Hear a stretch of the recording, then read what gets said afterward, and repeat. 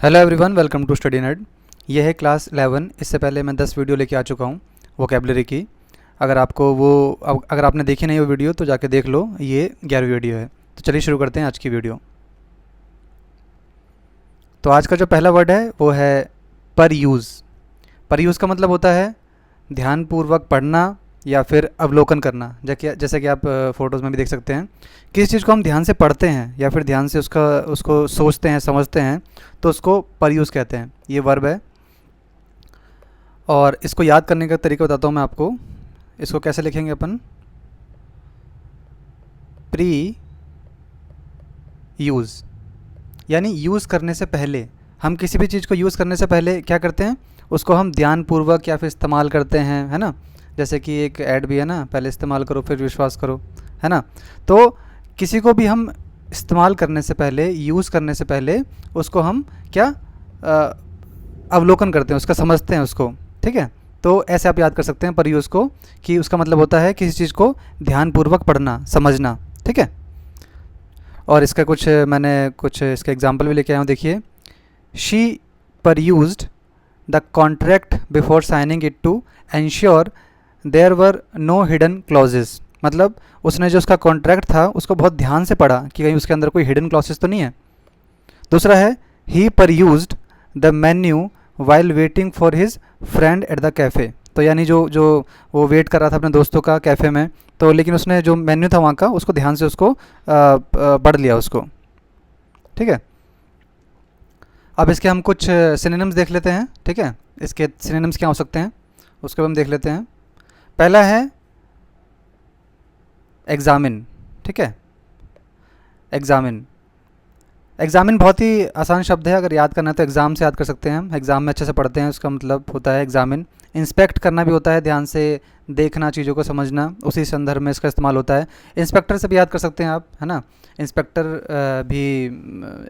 कोई इंस्पेक्टर जो होता है वो आता है जांच पड़ताल करने के लिए। तो इंस्पेक्ट मतलब होता है ध्यानपूर्वक जांच करना। Study, simple. Wade through, wade through का मतलब भी होता है जांच करना या फिर समझना चीज़ों को, है ना। आप इसको याद कैसे कर सकते हैं? आपने एक प्लेयर का नाम सुना होगा जिसका नाम है मैथ्यू वेड, है ना। Matthew Wade. तो मैथ्यू वेड जो है उसको, उसने काफ़ी इंडिया टीम को काफ़ी परेशान कर रखा था ना। उसकी वजह से हम मैच भी हार गए थे। तो उसको क्या है, उसको बहुत ध्यान से पढ़ना पड़ेगा हमें। जो ये मैथ्यू वेड है हमको ध्यान से पढ़ना पड़ेगा और ध्यान से उसको समझना पड़ेगा, तभी हम जाके उसको आउट कर पाएंगे, है ना। तभी हम उसको आउट कर पाएंगे।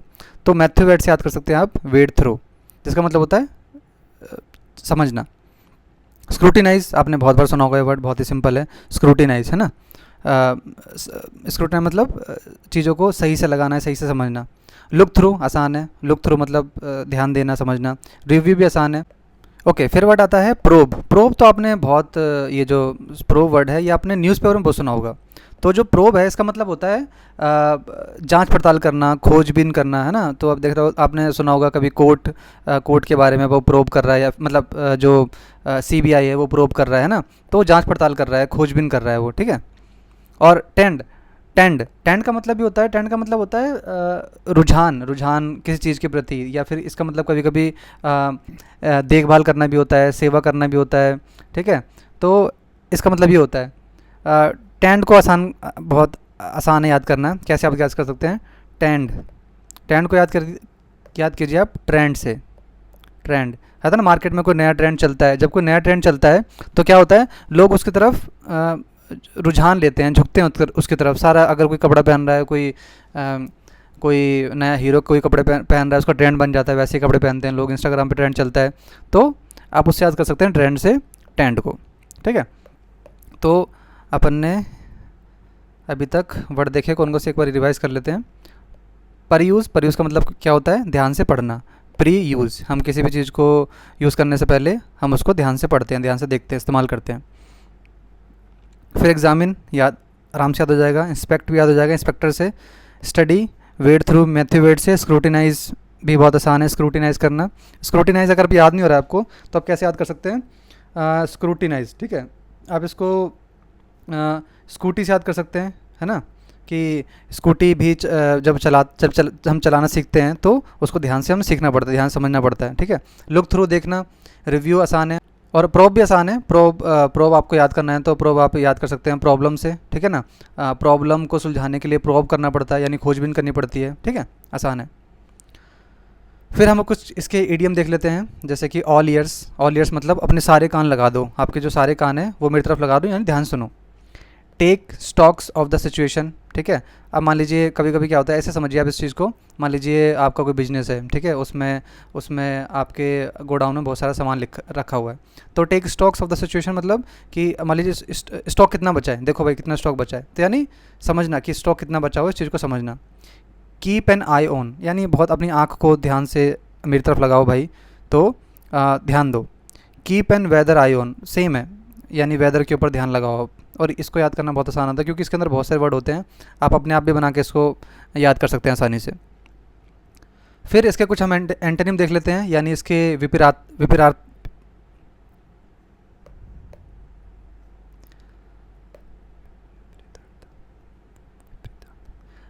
अब हम इसके कुछ एंटोनिम्स देख लेते हैं, जिसका मतलब होता है विपरीतार्थक शब्द, यानी विलोम शब्द, ठीक है।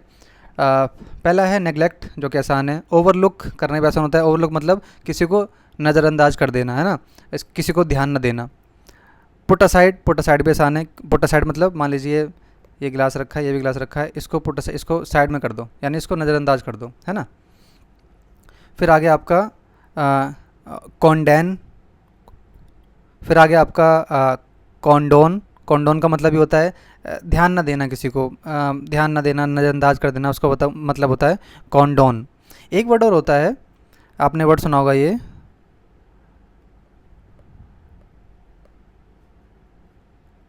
कंडेम, है ना, कंडेम। इस कॉन्डोन को कंडेम से आप कभी कंफ्यूज मत होना। इसका मतलब होता है किसी चीज़ को खारिज करना या फिर मना कर देना, किसी चीज़ को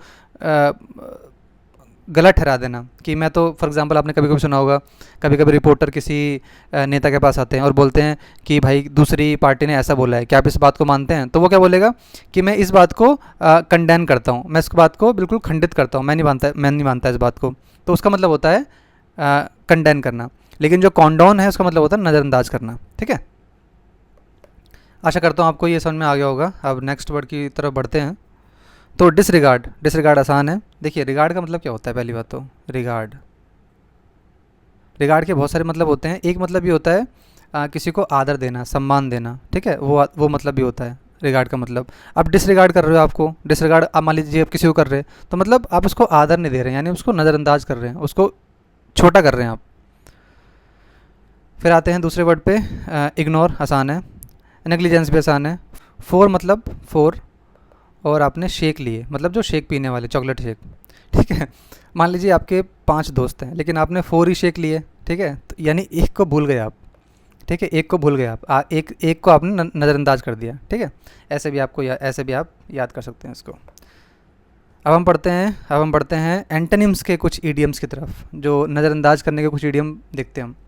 तो पहला है टर्न अ ब्लाइंड आई, मतलब अपनी आँख को अंधा कर देना, यानी किसी को देखना नहीं, नज़रअंदाज कर देना। टर्न अ डेफ ईयर मतलब अपने कान को बंद कर देना, मैं नहीं देखता भाई, मैं नहीं समझता, उसको छोड़ देना, नज़रअंदाज कर देना। फिर है पे नो हीड। अच्छा, हीड का मतलब क्या होता है? हीड मतलब होता है परवाह करना, ठीक है। हीड मतलब होता है परवाह करना। अब पे नो हीड यानी किसी की परवाह नहीं करना, किसी को नज़रअंदाज कर देना, ठीक है। गीवा कोल्ड शोल्डर। तो मान लीजिए आप किसी को ठंडा कंधा दे रहे हैं, ठंडा कंधा मतलब अब ठंडा कंधा है ना, किसी को अच्छा नहीं लगेगा ठंडा कंधा देंगे आप, है ना, तो आप इसको नज़रअंदाज करते हैं। टर्न वंस बैक ऑन यानी किसी को पीछे मुड़ जाना, मतलब ये किसी का आपको बैक कर देना, किसी को बैक दिखाना, जो कि अच्छी बात तो नहीं होती, है ना। Let someone off with, off यहाँ पर ये वाला ऑफ नहीं है, तो ऑफ मतलब होता है ये कि ऑफ ये तभी यूज़ होता है जब थोड़ा अलग कर देना ना। लेट समवन ऑफ विद, ठीक है, नज़रअंदाज कर देना। लेट बायगॉन्स बी बायगॉन्स, जो मतलब जो गया उसको जाने दो, ठीक है। तो लेट मतलब लेट बायगॉन्स बी बायगॉन्स, जाने दो। तो ये थे इसके ईडियम्स। हम देख लेते हैं आज हमने क्या क्या पढ़ा, एक बार नज़र मार लेते हैं। तो पर यूज़ हमने देखा, पर यूज़ का मतलब होता है ध्यान से चीज़ों को पढ़ना समझना। इसके हमने सिनोनिम्स देखे, हम इसके हमने इडियम्स देखे, फिर हमने इसके हमने एंटोनिम्स देखे, यानी इसके विलोम शब्द देखे, ठीक है, ये वाले। फिर हमने एंटोनिम्स का इडियम देखे, ठीक है। तो हमने ये पढ़ा आज। तो आशा करता हूँ आपको जो आज का जो 11वां हमारा जो क्लास थी आपको अच्छी लगी होगी। अच्छी लगी हो तो यार प्लीज़ लाइक कर दो, थोड़ा चैनल को सब्सक्राइब कर दो, क्योंकि ऐसे ही वीडियो फिर लाता रहूँगा, मुझे भी थोड़ा मोटिवेट मिलेगा ऐसी वीडियो लाने के लिए। तो चलिए मिलते हैं नेक्स्ट वीडियो में, तब तक के लिए गुड बाय।